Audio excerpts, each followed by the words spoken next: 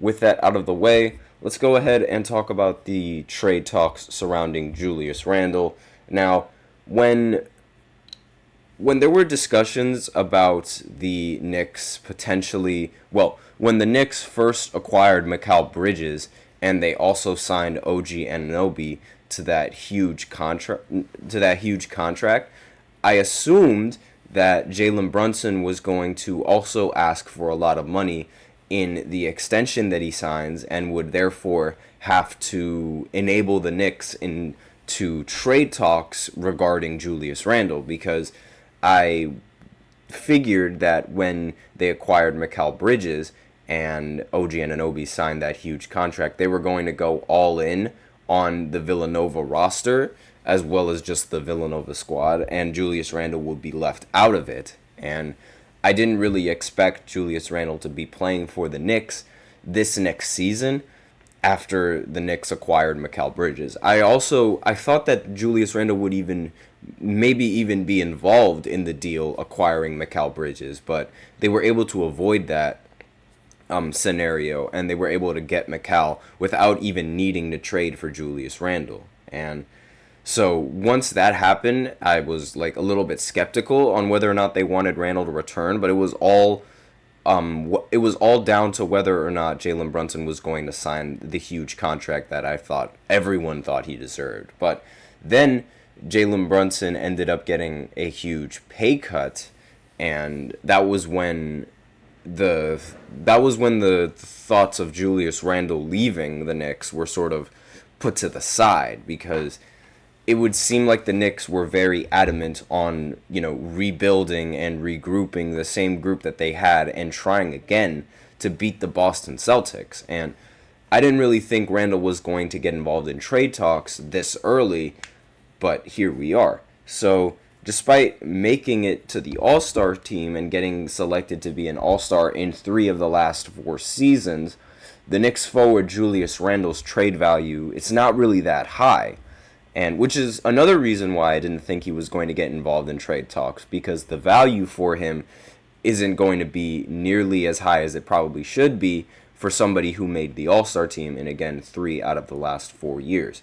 And one anonymous member of the rival front office told Fred Katz of The Athletic that Randle's value to opposing teams is neutral at best. Whatever neutral means, that's where Julius Randle stands. And, obviously neutral. The article isn't really going to explain what Fred Katz meant by a neutral sort of agreement at best, but, in the future, time will tell if the Knicks end up deciding to trade him. And the 29-year-old also still has 2 seasons remaining on his 4-year, $117 million contract that he signed with the Knicks all the way back in 2021.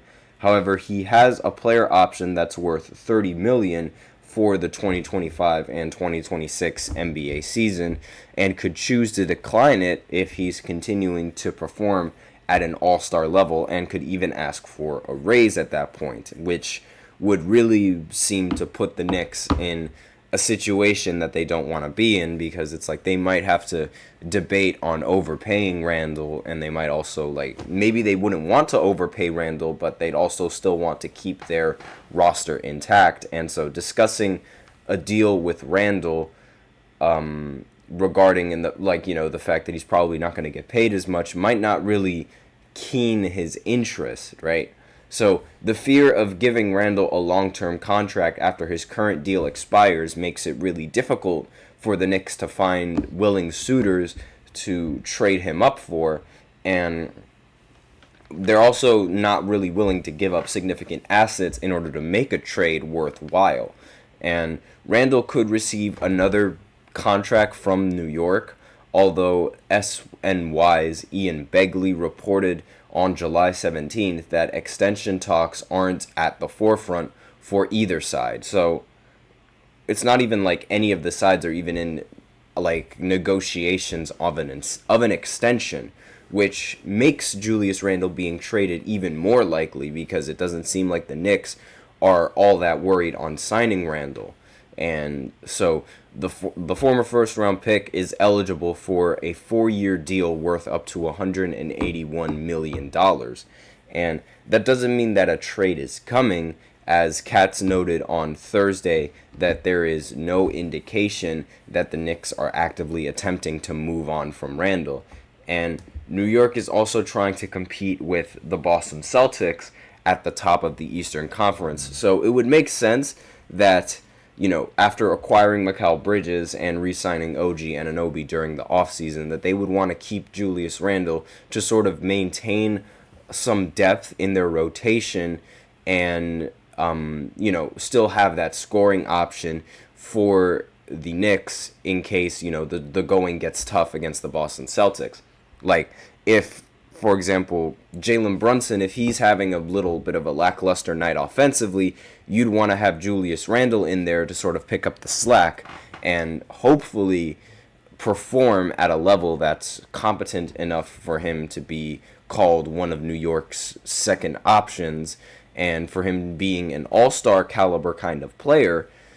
These are the kind of performances that you really expect from him, and you hope that he can have during his tenure on the New York Knicks. So, the Knicks, they're holding on to him in like sort of the hopes that he develops into this really good postseason performer, which is something that he's really been struggling for in like these recent years with the Knicks. Like, he did have a game winner against the Miami Heat at one point in the postseason, but aside from that, it's not like he's really known as a postseason performer. And this article goes on talking about how they sort of have Julius Randle in the expectation that he's going to perform well against the Boston Celtics.